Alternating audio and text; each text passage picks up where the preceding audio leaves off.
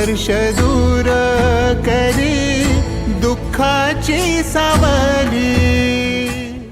महाराज, मी आपल्यापेक्षा ज्ञानाने तुमच्यापेक्षाही लहान आहे, पण ज्ञान सांगतं की वय महत्त्वाचं नाही, माणसाचं ज्ञान महत्त्वाचं असतं. माणसाजवळ किती ज्ञान आहे त्याच्यावरनं त्याची बुद्धिमत्ता ठरते.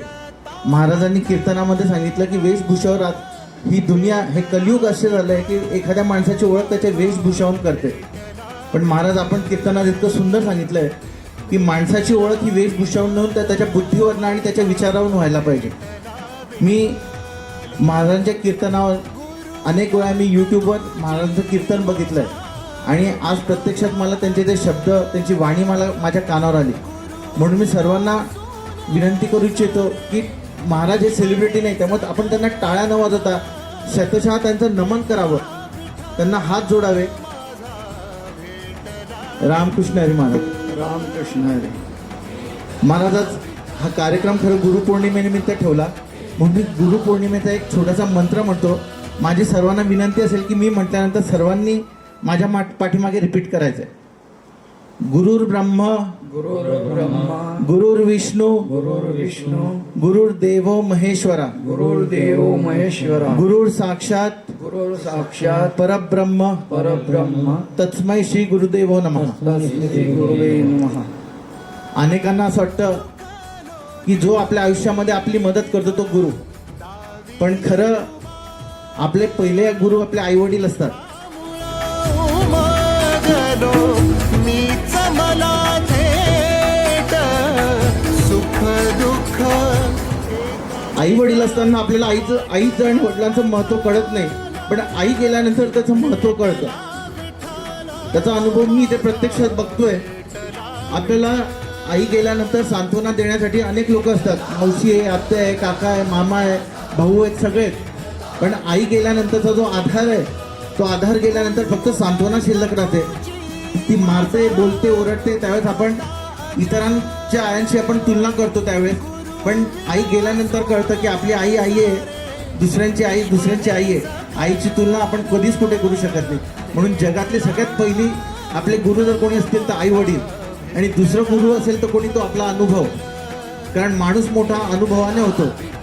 अनुभव माणसाला इतकं मोठं करतो की तो वय किंवा बुद्धी किंवा विचार ह्यापेक्षा तो अनुभवाने मोठा होतो आणि ह्या अनुभवानेच तो त्याची विचारसरणी बदलते.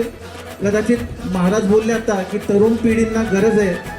मी सांगतो की आज तरुण पिढींना मी जेव्हा बघतो, माझ्या मुलाला जेव्हा मी शाळेत किंवा ट्युशनला सोडायला जातो, विचित्र प्रकारचे कटिंग असतात, विचित्र प्रकारचे त्यांचे राहणीमान असते. 8वी 9वीच्या मुलांना गाड्या देण्याची त्यांची आईवडिलांचा हट्ट असतो. मला असं वाटतं की काळाची गरज आता नाही आहे. कीर्तनाचं माध्यम मी याच्यासाठी ठेवलं की आज ह्या युवा पिढीला मार्गदर्शनाची गरज आहे. आज आई वडील बदलले तर मुलांचे विचार बदलतील.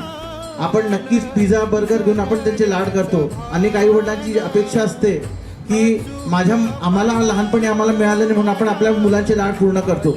आपण अवश्य लाड पूर्ण करा.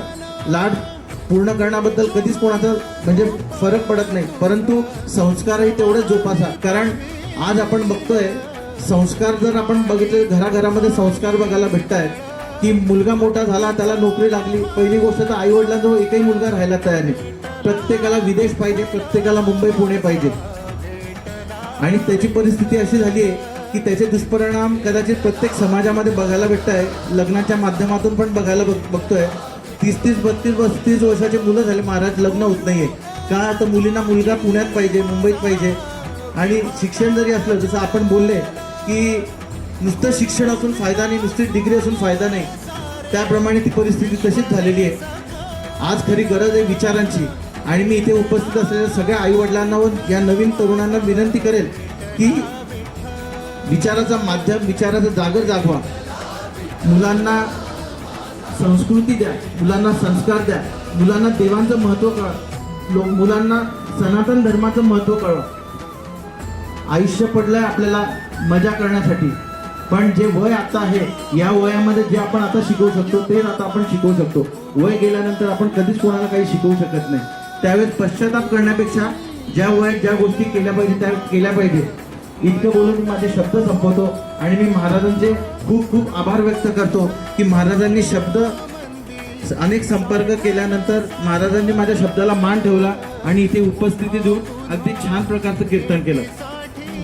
महाराज धन्यवाद. रामकृष्ण हरी. भेटला